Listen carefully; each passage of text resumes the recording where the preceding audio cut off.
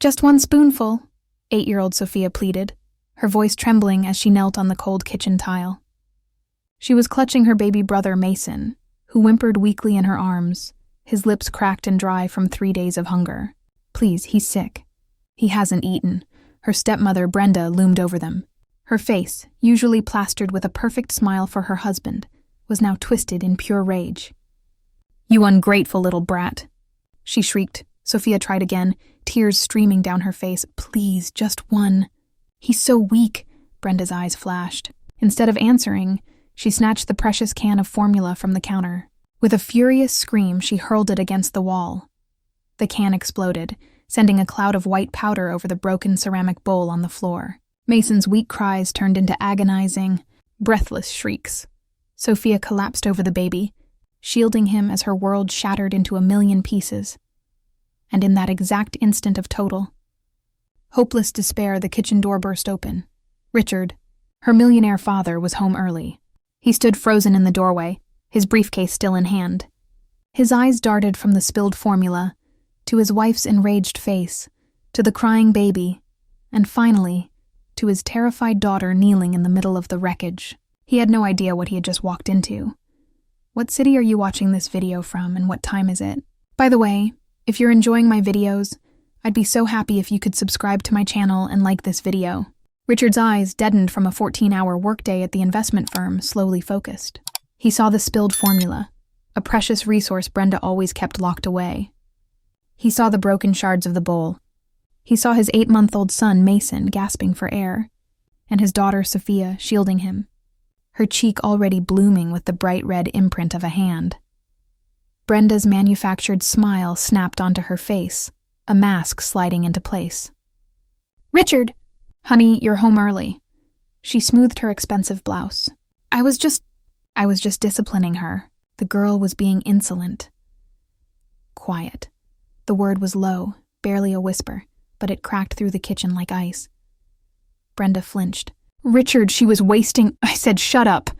The roar was unlike anything Sophia had ever heard from him. It wasn't just anger. It was the sound of something breaking. The cold, detached man who haunted the house was gone, replaced by a stranger. Richard crossed the kitchen in 2 strides, ignoring Brenda as if she were furniture. He knelt on the tile, the expensive fabric of his suit soaking up the spilled milk and water.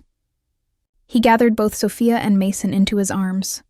His hands, usually steady from signing million-dollar checks, were trembling violently as he touched his daughter's fragile body. Then he felt Mason. The baby's skin was dry and frighteningly hot. He froze. Mason had a raging fever. Sophia clung to his shirt, the words tumbling out in a panicked rush. Daddy, Mason is sick. I just wanted 1 spoonful. I begged her. She said no. She said to just let him be. She threw it.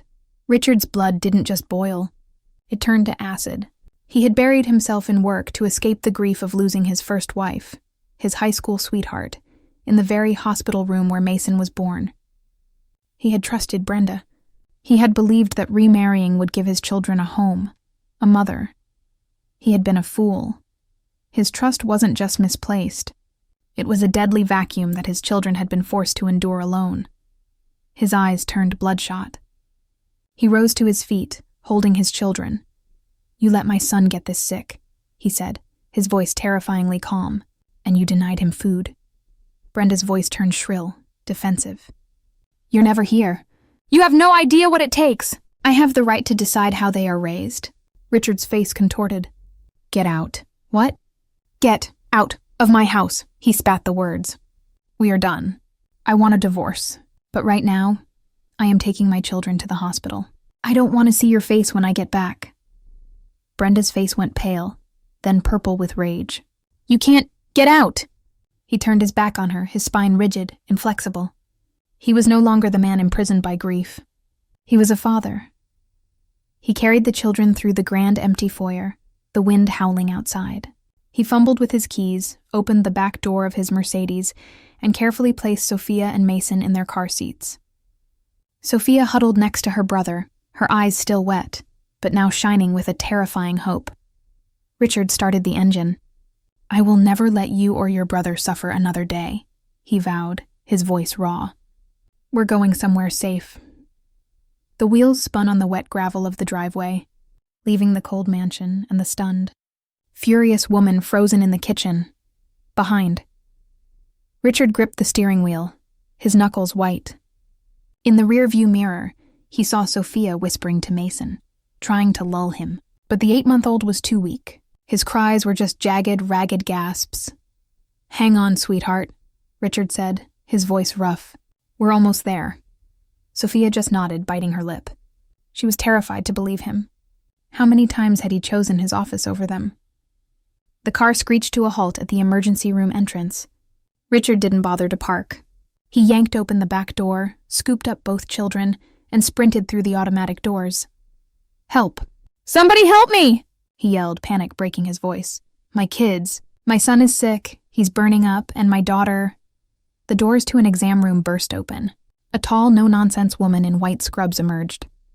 This was Dr. Susan Pierce, the hospital's chief pediatrician, known for her sharp eyes and zero tolerance for nonsense. One look at the children and her face darkened. "In here now." Richard laid them on the pediatric exam table. He backed into a corner, his hands clenched so tight his nails dug into his palms. Dr. Pierce placed her stethoscope on Mason's tiny chest. She listened. She checked his eyes. She felt his dry, hot skin. She lifted her gaze to Richard. Her eyes narrowed. "This baby is severely malnourished," she said, her voice flat and cold. "He's dehydrated. His sister is exhausted and also dangerously underfed. How long has this been going on?" The question hit Richard like a physical blow. I don't know." His voice cracked. "I wasn't paying attention. My God, how did I not see this?" From the table, Sophia's small voice trembled. "Daddy, I was scared. I was scared if I told you she would send us away. I was scared you wouldn't believe me." Richard rushed to her, pulling her into a fierce hug. His shoulders shook as hot, shameful tears fell into her hair. "I believe you, Sophia. I believe you. I was wrong. I was so wrong. I will never leave you again." The door flew open again. Maria, the family's longtime housekeeper, rushed in, her face pale with panic. She had seen Richard's car gone and Brenda in a screaming rage, and she drove straight to the hospital. The moment she saw the children on the table, she burst into tears and fell to her knees. "Mr. Reyes, I am so sorry." "I saw it. I saw her starving them. I saw Miss Sophia sneaking food to her brother. But she threatened me. She said she'd have me deported if I said one word. I failed them. I couldn't protect them." Richard turned, his face dark. "This isn't your fault, Maria. It's mine. I'm the one who let that monster into my house. I let my children suffer." Dr. Pierce cleared her throat, her voice sharp, demanding his attention. "Mr. Reyes, look at this." She gently lifted Mason's sleeve, revealing a dark purplish bruise on his upper arm, the distinct shape of fingers. "This isn't just neglect," Dr. Pierce said, looking Richard dead in the eye. "This is trauma. Someone deliberately harmed this child." Richard staggered, grabbing the edge of the bed for support. He buried his face in his hands. "My God, what have I done?" Sophia cried out, clinging to him. "Daddy, don't leave me again. I'm scared." Richard held her, his eyes burning. "I swear to you, Sophia, nobody will ever lay a hand on you or your brother again. Nobody." Richard stayed by the hospital window for a long time. The yellow streetlight smeared across the rain-soaked pavement, reflecting his tall, rigid silhouette. Behind him, the steady beep of Mason's heart monitor was the only sound, mixed with Sophia's soft breathing as she finally slept on a cot. He couldn't breathe. A memory, one he had buried, clawed its way to the surface. It was 5 years ago, a sweltering summer day at the country club. Sophia was only 3. He remembered her curly brown hair bouncing as she toddled near the edge of the deep-end pool. He'd turned his back for just a second, just 1 second, to answer a text from his office. A high-pitched scream. When he looked up, Sophia was flailing in the water. He had sprinted. But before he could even kick off his shoes, Brenda, who had just been a casual acquaintance from the club, dived in, fully clothed. She swam, grabbed Sophia, and dragged her back to the edge. He remembered Sophia's face, pale and blue, her eyes wide with terror. He remembered Brenda, shivering, clinging to his daughter, crying. "I won't let anything happen to her." He had been overwhelmed with gratitude. He saw her as a savior, the woman who had plucked his daughter from the jaws of death. That gratitude had blinded him. It led to dates, to reliance, and eventually to marriage. But now, thinking back, a cold dread crept up his spine. It was too perfect. How did she just happen to be right there, ready to dive? His hand trembled as he pulled out his phone. He dialed a number he hadn't called in years. After several rings, a deep, gravelly voice answered. Carter. Talk to me. Ray. It's Richard. Richard Reyes. A pause. Well, damn. Long time, Richard. What's the emergency? I need you to look into something, Richard said, his voice low. That incident at the country club pool 5 years ago, when my daughter fell in. I need to know exactly what happened. Talk to the old security staff. Anyone. I need the truth. Silence on the other end. Then Ray Carter's voice turned all business. I remember the incident. I'll get on it. I'll check security logs, talk to the old lifeguards. If something was off, I'll find it. You have my word. Richard hung up. He looked at Sophia, asleep on the cot, her bruised cheek visible in the dim light. He felt his heart twist. The next morning, Richard took Sophia to her elementary school. He needed her to feel some sense of normalcy, but he couldn't let her out of his sight. He watched her walk slowly, head down, clutching her backpack strap. At lunchtime, Richard parked near the school, watching through the cafeteria window. He saw Sophia. She carefully, furtively, wrapped half of her sandwich in a napkin and slid it into her coat pocket. A group of boys at her table noticed. Hey, look, the rich girl is stealing food, one yelled. Maybe her dad's not so rich after all, another jeered. The laughter echoed. Sophia froze, her face burning crimson. She didn't respond. She just lowered her head, clutching the pocket, trying to hide the tears that threatened to fall. Richard gripped the steering wheel, his jaw tight. The sight broke his heart. That same afternoon, Sophia's teacher, Mrs. Albright, called Richard in for a meeting. Mr. Reyes, the teacher said gently, I need to share something. Sophia often hides food to take home. She's not like the other students. She seems to be living in fear, always worried about where her next meal is coming from. It's deeply concerning. Richard sat in silence. He couldn't answer. The truth was too awful. His daughter, a millionaire's daughter, had been conditioned to hoard food like a stray animal. That night, in the quiet of a hotel suite, he refused to go back to the mansion. Sophia was curled up on the edge of the sofa. Richard placed a cup of warm milk in front of her. Sophia. His voice was soft. I need to ask you something. Did you ever think that I stopped loving you?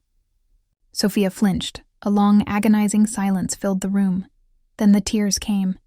Not just crying, but a devastating, body-racking sob she had held in for years. I was just so scared, she cried, collapsing into his arms.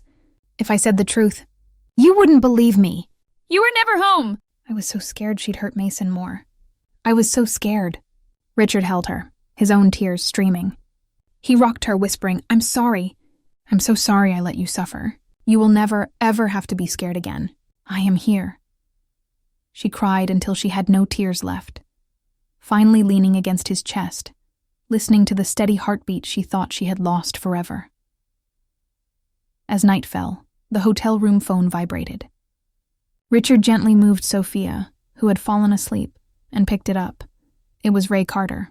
Richard. I checked everything. Ray's voice was grim. I talked to 2 former lifeguards from the club. They were both on break at the time of the incident, ordered away by the pool manager who was friends with Brenda. I also found the security footage. It's choppy, but I found it. Richard held his breath. It wasn't an accident, Richard, Ray said. The footage shows Brenda talking to Sophia by the pool. Then she looks around. She nudged her. She pushed your daughter into that pool. The whole thing was a setup. She staged the rescue to get into your life. Richard dropped the phone. The room spun. A cold, volcanic rage surged through him. The woman he had married, the woman he had trusted with his children, had nearly murdered his daughter just to get to his bank account. He looked at his sleeping children. A new fire burned in his eyes. He stayed awake all night, watching them breathe. The next morning, his office received a 1-sentence email. Mr. Reyes is on an indefinite leave of absence. All inquiries are to be directed to the board. His partners were stunned, but Richard didn't care. He couldn't leave his children. Not for one more second. The first few days were clumsy. Richard, a man who could command a boardroom of 50 executives, was completely lost trying to prepare a bottle. He fumbled with the formula, spilling powder on the counter of the hotel kitchenette. Sophia sat at the small table watching him, her eyes wide, torn between nervousness and a small, suppressed giggle. "Dad, just let me do it. It's faster," she whispered. Richard shot her a look, half embarrassed, half determined. "No, I have to learn. I can't let you be the parent anymore. Sophia." He finally got the bottle ready and tried to feed Mason. The baby took a few sips, then spat the nipple out, spraying milk all over Richard's clean shirt. Richard froze. Sophia couldn't hold it in. A clear, bright laugh escaped her lips. The sound startled Richard. It was the first time he'd heard her laugh, really laugh, in over a year. He looked down at his milk-stained shirt, and the corner of his mouth twitched. "All right, I surrender," he sighed. "You do it, and you teach me how to do it right." Sophia instantly became serious, like a tiny drill sergeant. She cleaned the bottle, tested the temperature on her wrist, and expertly fed Mason, who drank obediently. Richard sat beside her, watching every move, ashamed, but determined. The next day, he packed a lunch for Sophia to take to school. He made a lopsided peanut butter and jelly sandwich and cut up apple slices. Maria, who was now staying with them in the suite, watched from the doorway, her eyes wide with surprise, a warm smile touching her lips. When Richard handed Sophia the lunchbox, she froze. You made this? For me?" "I did," Richard said, his voice rough. "It's probably not great, but I want you to eat food that I made." Sophia's lips trembled. She hugged the lunchbox to her chest. "I love it." On the way to school, she was quiet. But just before she got out of the car, she suddenly threw her arms around his neck. Richard stiffened, then melted, hugging her back. That night, he sat in the living room reading an old copy of Where the Wild Things Are. His voice was monotone and awkward at first, but as he saw Sophia slowly lean against his shoulder, he slowed down, his voice becoming softer. Mason was already asleep in a pack and play. By the time he finished the book, Sophia was asleep too, her head resting on his shoulder. He sat there for an hour, unwilling to move, realizing just how many thousands of these simple moments he had thrown away. As they were getting ready for bed, Maria, tidying the room, noticed an envelope slipped under the hotel door. She picked it up suspiciously and handed it to Richard. He opened it. It was a handwritten note. "Richard, I know I made mistakes. I just wanted to be near you. Please give me another chance. I can't live without this family." It was Brenda's handwriting. Richard's face darkened. He crumpled the paper in his fist and threw it in the trash.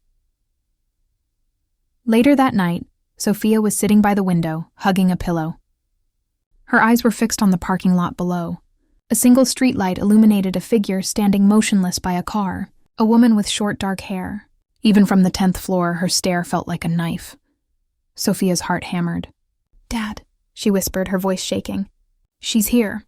She's outside." Richard walked to the window at Sophia's warning. Down in the parking lot, illuminated by a single streetlight, he saw the silhouette. Brenda, just standing in the rain, staring up at their 10th floor suite. A chill of pure ice ran down his spine. He called security, but she was gone by the time they arrived. The next morning, his personal cell rang. It was her. Her voice was a strained, hysterical mess.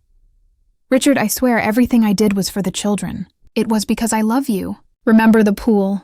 If it wasn't for me, Sophia would have—" "I know exactly what happened at the pool, Brenda," Richard said, his voice like steel. "You remember Ray Carter, my old security chief? He found the logs. He found the security footage. You set it up. You pushed my daughter into the water just to play the hero. You should be thanking God I'm not calling the police right now." There was a dead silence on the line, followed by a low, hateful hiss. "You can't take this from me, Richard. You can't take my family." "Family? You don't even know what that word means. Don't you ever call my children again. Don't you ever come near them." "We are done." Richard hung up. But on the other end, in a dark, smoky bar across town, Brenda slammed her phone down. The man sitting across from her, Marcos Suarez, smiled. Marcos was a former business partner Richard had exposed for embezzlement years ago, costing him his reputation and millions. "So he threw you away too, did he?" Marcos said, raising his glass. "He did the same to me. But Richard Reyes has a weakness, Brenda, a soft spot, and we are going to take it right from him." Oblivious to this new threat, Richard focused on rebuilding his life. He refused to stay in the hotel, renting a secure, walled-in house in a quiet suburb, and Maria came with them. For the first time in his life, Richard truly became a father. He learned to feed Mason, to change a diaper. He taught Sophia how to ride her bike. And the sound of her laughter as she finally found her balance was the most precious sound he had ever heard. Things were still hard at school. Sophia was living under the shadow of her stepmother's cruelty. Kids still whispered. But one day, a little girl named Amelia sat at her table and shared her cookies. When Sophia told him about it, her eyes were shining. He could see his daughter slowly, painstakingly, healing. It was a false peace. A few days later, while Richard was in the backyard with Mason, Maria screamed from the side of the house. "Mr. Reyes, the fence!" He ran. There, in the soft mud from the previous night's rain, were two distinct sets of men's boot prints. They were being watched. That night, Richard upgraded the security system to its highest level and double-checked every lock. But the fear was already inside. Sophia wouldn't leave his side, and she watched Mason like a tiny guardian angel. The threat came 3 days later, on the one afternoon Richard had to leave. He had a final, unavoidable meeting with his lawyers to sign the divorce and full custody papers. 2 hours tops, he promised Sophia, hugging her tight. "Lock the doors. Maria's here. I will be right back." An hour after he left, the sky broke open. The worst storm of the season hit the city, turning streets into rivers. Richard was trapped in his car in a gridlock. His heart hammered against his ribs. He called Sophia. The phone rang and rang. No answer. Back at the house, Sophia and Maria were trying to calm Mason as the thunder shook the walls. Suddenly, a sound, louder than the storm, the shattering of the back door glass. 2 masked men burst in. "Sophia, run!" Maria screamed, trying to block them. One of the men shoved her hard. Maria's head struck the edge of a coffee table, and she crumpled to the floor. Sophia, clutching Mason, ran for the stairs, for her bedroom. She tried to lock the door, but they were too fast. They splintered the wood with a single kick. Sophia screamed, shielding Mason with her body. "Leave him alone! Please, they didn't listen." One grabbed her roughly while the other ripped Mason from her arms. Sophia fought, just as her father had taught her to. She kicked, she bit. The man holding her back handed her across the face to silence her. Her lips split. They dragged them out of the house, into the raging storm and into a waiting van. Sophia screamed her father's name, but the wind stole the sound from her lips. When Richard finally made it home, the scene stopped his heart. The back door was in pieces. Inside, he found Maria motionless on the floor. "Maria! Oh my God!" he yelled, checking her pulse. It was weak, but she was alive. "Sophia Mason!" He ran through the house.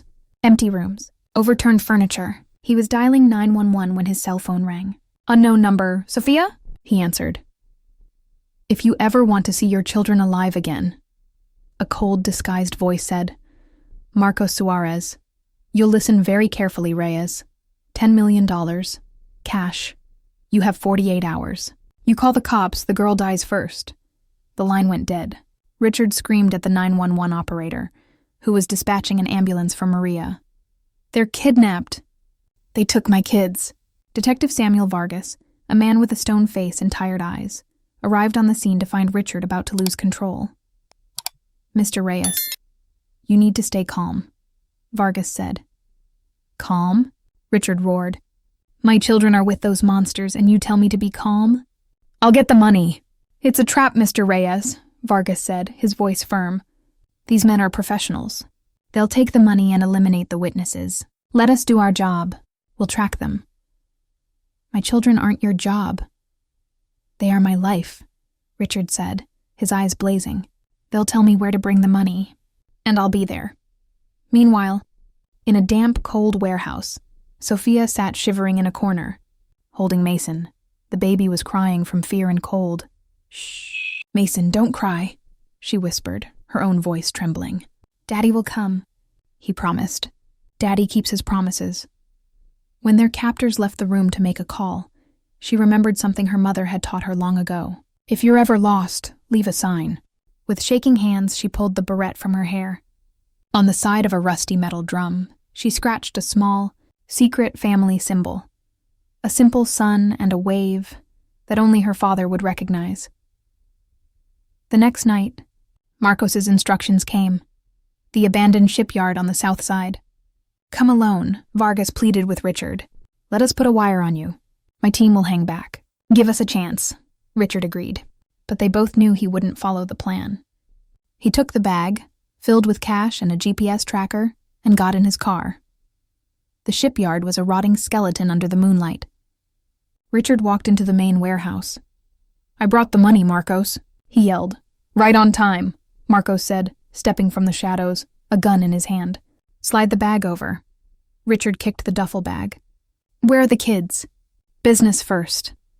Suddenly, another figure emerged from the shadows. Brenda. Her eyes were wild. "Finally," she hissed. "We'll take what's ours, Richard. First your money, and then the rest of your precious little family." "Daddy," Sophia's voice. He saw her. Across the warehouse, tied to a steel support beam, with Mason in a carrier at her feet. Richard took a step toward them. Marcos raised his gun. "Don't move." "Brenda, don't do this," Richard said, trying to keep his voice steady. "This isn't you. Take the money. Just let the children go. Not me?" She laughed, a broken sound. "You made me this. You threw me out." She pulled a knife from her jacket and started walking toward Sophia. "I think I'll start with your favorite." "No." Richard lunged, ignoring the gun. Marcos fired. The bullet tore through the flesh of Richard's shoulder. He roared in pain but didn't stop. He threw himself between Brenda and Sophia, just as Brenda slashed with the knife. It plunged deep into Richard's forearm as he raised it to protect his daughter. He bellowed in agony but did not back down, shielding Sophia with his body. "Don't you touch my daughter!" At that exact moment, the warehouse doors exploded open. "Police, drop your weapons!" Vargas and his team swarmed in. Marcos, stunned, tried to fire again, but an officer shot him in the shoulder. He went down. Brenda froze, the bloody knife in her hand, her eyes wide with defeat. She screamed hysterically as officers cuffed her. Richard collapsed to his knees, blood pouring from his arm and shoulder. Sophia, now cut free by an officer, wrapped her arms around his neck, sobbing. Daddy, you're hurt." "I'm okay, baby," Richard whispered, his vision fading. "I'm okay. I kept my promise. The trial was fast. Facing overwhelming evidence, Marcos Suarez and Brenda were given the maximum sentences for kidnapping, attempted murder, and extortion. The press dubbed Richard the Hero Dad, a title he fiercely rejected. His recovery took months. Dr. Susan Pierce, the pediatrician who had first uncovered the abuse, oversaw his physical therapy, helping to heal not just the wounds on his body, but the ones on his soul. 1 year later, on a sunny afternoon, Richard sat in his backyard. He watched Mason, now a sturdy toddler, chasing a soccer ball. Sophia, nearly 10, was sitting beside her father. She held an old, worn-out journal. "What are you writing?" Richard asked. Sophia smiled. She turned to the very last page of the book. "The ending," she said. On the page, in her neat, strong handwriting, was a single sentence. "My daddy kept his promise."